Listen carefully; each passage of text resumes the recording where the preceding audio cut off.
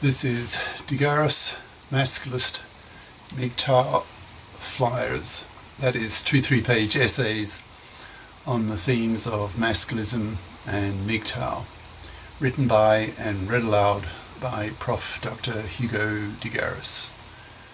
This is flyer number 255, entitled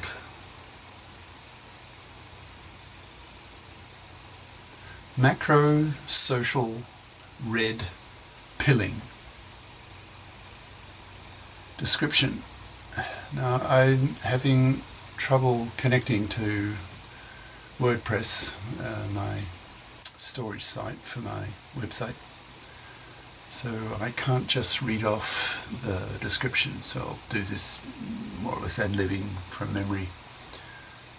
This flyer predicts how society will react when the majority of men have been red-pilled. That is, they've learned that women don't love men, that women love men's exploitability. It predicts 3 phases in development. First phase called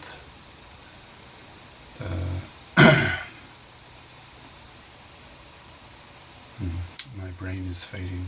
Maybe I need food. What's the first phase called? That's the advantage when I can't read. What the hell there? Oh, it's about the media. The media catch-on phase. And the second phase is the politicizing of the MGTOW. And the third phase is Menfairing. And the flyer itself.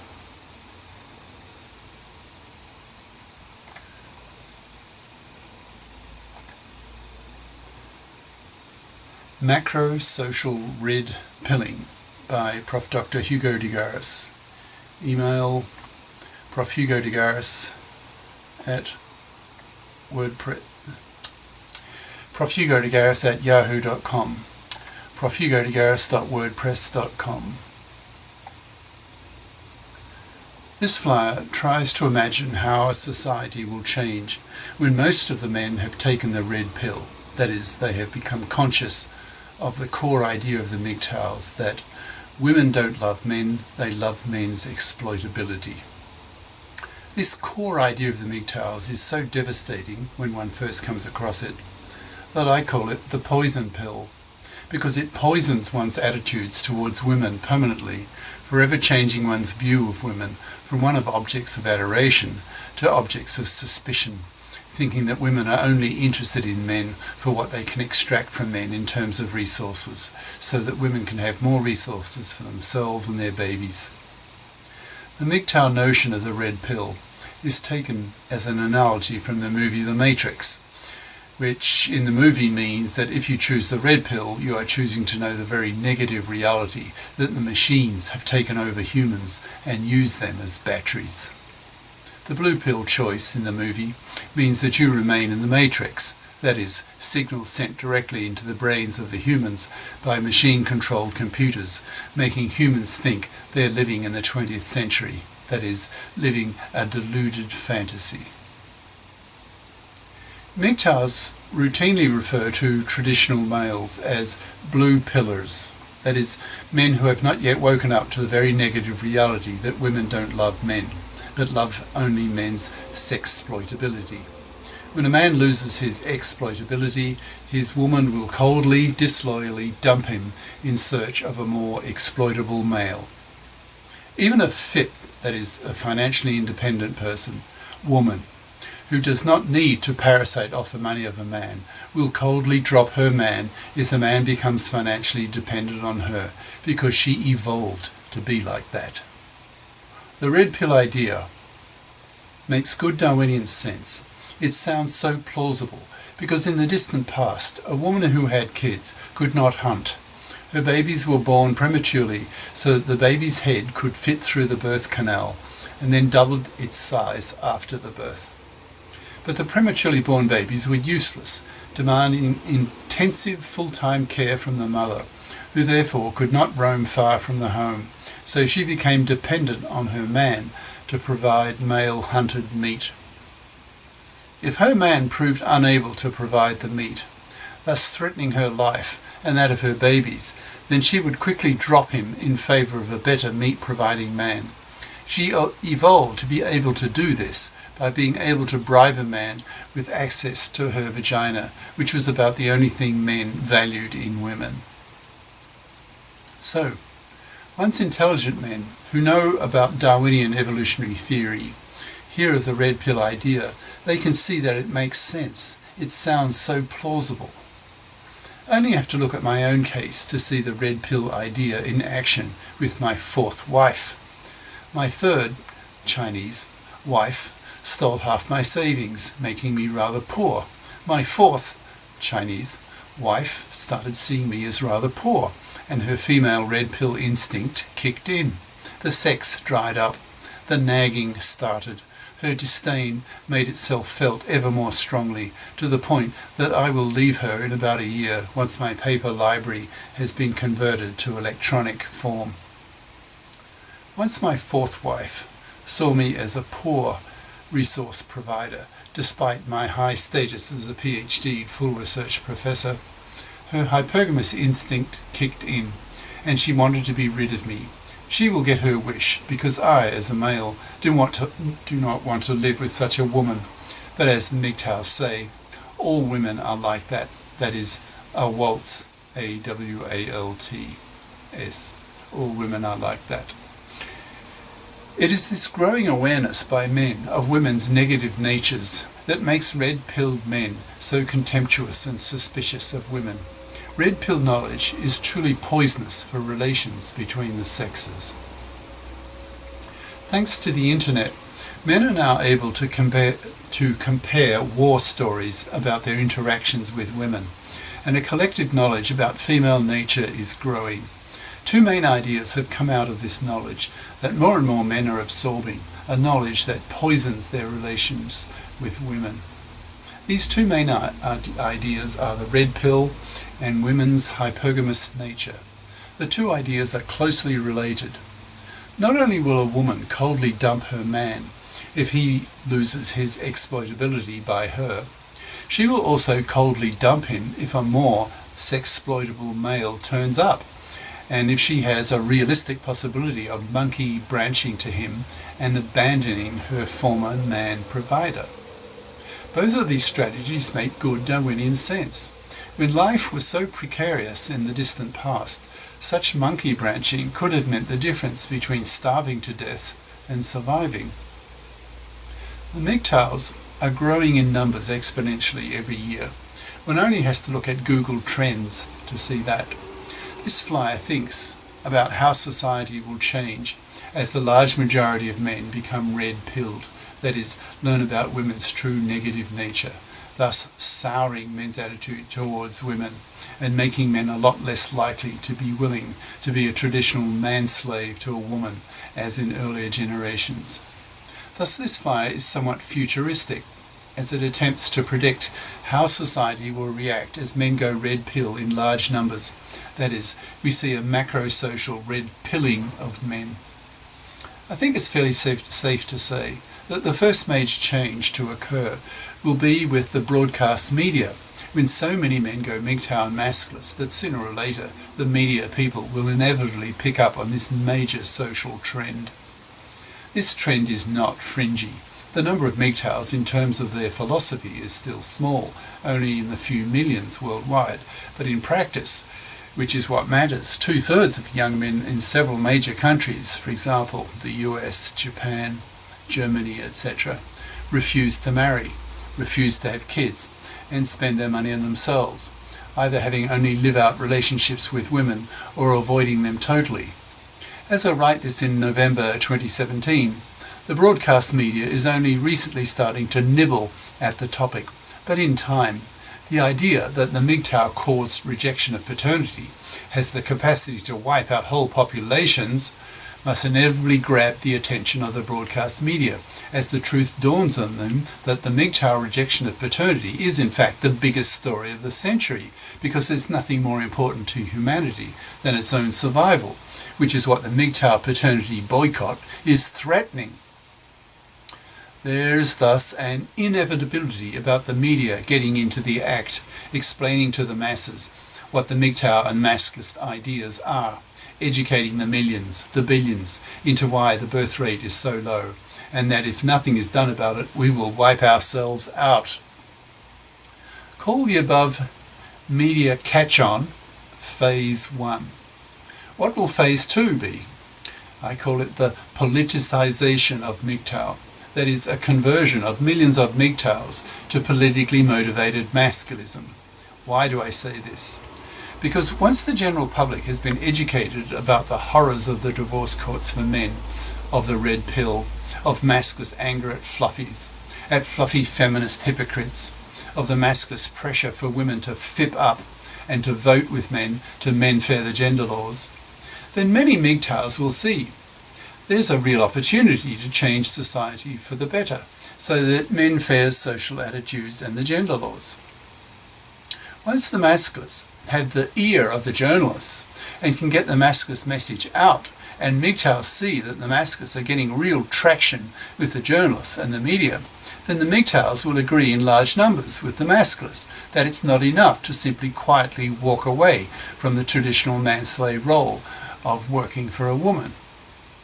Many MGTOWs will agree with the Masculists that MGTOWs, like the Masculists, have a moral obligation to help change our culture so that it liberates men on the legal and social front as well, particularly in Menfairing the gender laws, in Menfairing the divorce laws that are so catastrophic for men in today's world, and bringing in the paternity rejection right, plus removing many other discriminations against men.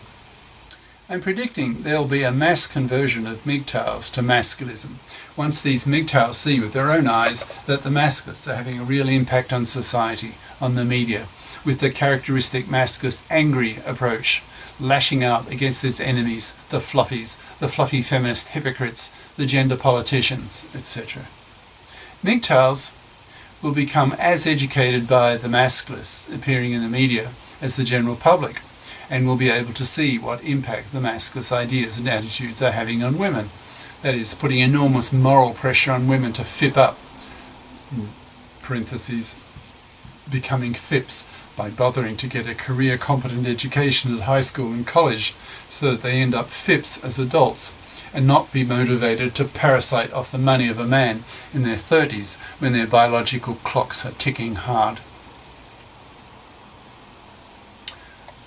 The Masculists will be organising the setup of men's lib groups in every high school, every college, to put moral pressure on young women to become fips and to vote with men to Menfair the gender laws. Because if women don't do this, then women will be punished by men by being forced by men to be manless and especially to be babyless. Masculists have the intellectual tools to force women to change the way Masculists want. Namely, we men have the knowledge that nearly all men are fips. We men are socialized and evolved to be fips. So as men, we do not need to parasite off the money of a woman in order to survive financially. A fluffy, however, in parentheses, a traditional woman who expects to be able to parasite off the money of a man, can only be a fluffy if she can get her financial claws into some gullible manslave. But the supply of such manslavable men is drying up due to the influence of MGTOW and Masculist ideas on the male population. Today, 2/3 of young men under 35 refuse to marry, refuse to have kids, and spend their money on themselves, thus forcing women to be fips, or they will be severely punished. Fluffy women will be manless, loveless, sexless, babyless, poor, and shunned by a society that is becoming ever more conscious that men need to be liberated from manslavery, and that a fluffy is an immoral, parasitic, manslaving vermin to be wiped out, the primary political goal of the Masculists. Masculists will also be pushing women hard to vote with men to menfair the gender laws. Otherwise, the gender status quo will not change, and things will continue to deteriorate. The population will keep falling as men continue to reject paternity due to the awful toxicity of the fluffy feminist hypocrite-dominated divorce courts. The alarm level will rise and rise. Women will be screaming that there aren't enough men to go around, that so many men reject women and treat women very badly due to women's true negative nature that nearly everyone will be aware of, thanks to the education of the red pill coming from the media. The third phase I call simply the Menfairing phase. That is, the alarm bells will be ringing so loudly concerning the fall of the population that calls for action will be commonplace. Politicians, journalists, academics, authors, etc. will be clamouring for action and something to be done to solve the problem. It's here that masculist theorists will be able to play a decisive role. This phase 3 is still in the future of Western countries, but has already occurred to some extent in Japan, whose herbivore men, that's Japan's equivalent of the West's MGTOWs, have been around for a decade or more longer than has MGTOW in the West. Japan's population is already falling. In 20 years after the baby boomers have died, Japan's population will have fallen from 120 plus million to about 80 million. Japan's birth rate is 1.4 children per woman. Similar figures exist in several European countries, for example Germany, Italy, Spain, etc. Japan even has a cabinet minister, that's a high-ranking politician, on this issue. However, the Japs aren't known for their creativity and intellectually pioneering spirit, so it's not surprising that this minister was counterproductive in his moralistic push of the young male generation in Japan to man up, which was the opposite of what these herbivore men wanted to hear. These young men's fathers, the salarymen, work 11-hour days, have 3-hour commute times, and hand over their salaries to their parasitic fluffy housewives who play tennis while he overworks. The herbivore men say fuck that to the manslave role of their fathers and want no part of it, so go MGTOW in practice in large numbers, thus slashing the birth rate. It's only a question of time before Western politics has its own ministers of population who will be wondering how to solve the population crash problem. It's here that the masculist theorists can really save the day. They'll be able to explain to the gender politicians that the main reason why the MGTOWs and the masculists reject marriage and paternity is because men live in a genocentric society, where the gender laws are so biased in favour of women that young men refuse to marry and have kids. Traditional marriage and being a father is such a rotten deal for men, given the takeover of the divorce courts by the fluffy feminist hypocrites who want equal rights for women but reject equal obligations for women, that is, in sharing the burden of earning the living by bothering to get a career-competent education in high school and university. The masculist theorists will be able to explain to the gender politicians and to society in general that to encourage men to be fathers again, the gender laws need to be men-faired and women need to fip up and stop being fluffy parasites, or they will continue to be punished. The divorce courts will need to be men-faired. For example, custody of kids will need to be made joint by default. Alimony will need to be thrown out. The owner of the house gets to keep it, etc. Parents and teachers need to be educated so that they in turn educate their daughters and young women to be FIPs, or they'll be punished by men not getting one. The masculists have an enormous education task ahead of them to educate the culture about masculist and MGTOW ideas. The masculists will use MGTOW ideas as a political tool to threaten women to fip up and to vote with men to menfair the gender laws, or women will be punished MGTOW style by not getting a man. Until the gender laws are menfaired, the best that a woman can hope to get from a man will be to twef with him. That is, a lifestyle where a man and a woman are both FIPs and both have their own apartment. That is, 2A, 2F equals 2 apartments, 2 FIPs. The advantage of tway-tweffing for a man is that he gets the regular sex he needs from a woman without paying the awful price of traditional marriage, in which he has a 1 in 4 chance of being financially massacred and having his life ruined by a vindictive ex-fluffy wife who'll take advantage of the fluffy feminist hypocrite-dominated divorce courts. By tway-tweffing, a man ensures that a woman remains permanently nice to him, because if she withholds sex, starts nagging him, starts moulding him, then he can so easily just walk away back to his own apartment, cost-free to him. No divorce costs, because no marriage, no alimony, because his ex-wife is a fit, etc. Women need to be taught that men have the power to force women to fip up and to vote with men to have the gender laws Menfaired, because if women don't do these things, then their punishment will be severe. They will not get a man. They will be left rotting on the shelf to extinction. Their fluffy genes will be removed from the gene pool. Men have the power to do this. The masculist theorists will be pushing the media hard, setting up men's lib groups in the high schools and colleges, writing books on masculism, setting up men's studies courses at the universities, talking on the media, particularly on broadcast television, reaching the millions, persuading their cultures that unless men get what they want in terms of menfairing the gender laws, the bringing in of the para, that's paternity rejection right, etc., then men will continue to boycott paternity and wipe out whole populations. We men have that power. In time, the gender politicians and the culture at large will come to realise that men do indeed have the power to force women to fip up and to force the gender politicians to menfair the gender laws, because if these things don't happen, the MGTOWs will continue their quiet rejection of marriage and paternity, and humanity gets wiped out. Hence time is on the side of the men.